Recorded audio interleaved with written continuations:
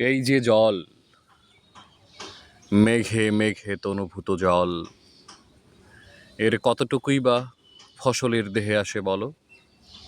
ফসলের ঋতুতেও এর অর্ধেক শুষে নেয় মাটি। তবু দেখো কি আশ্চর্য,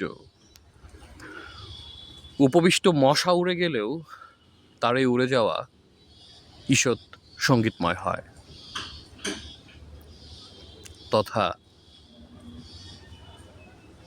প্রকৃতিকে আমরা যাকে কর্ষণ বলি, আমরা যাকে আধুনিক চাষ বলি,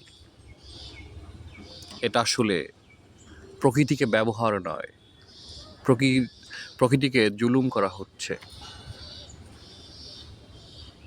প্রকৃতিকে ম্যানেজ নয়, প্রকৃতিকে প্রকৃতির মতো চলতে দেওয়া উচিত।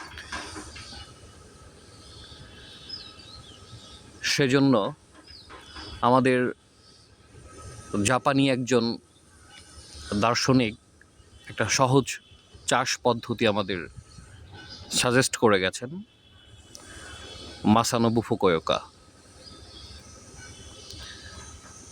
ধন্যবাদ। এই যে জল,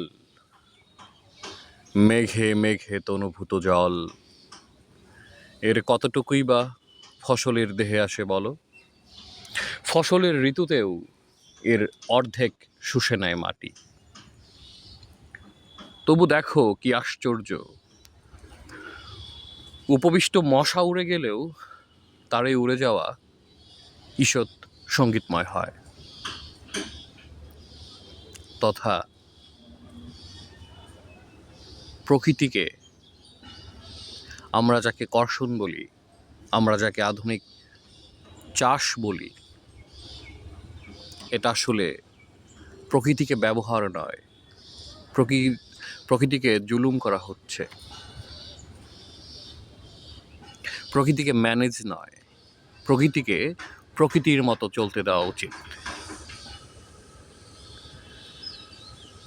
সেজন্য আমাদের জাপানি একজন দার্শনিক একটা সহজ চাষ পদ্ধতি আমাদের সাজেস্ট করে গেছেন, মাসানোবু ফুকুওকা।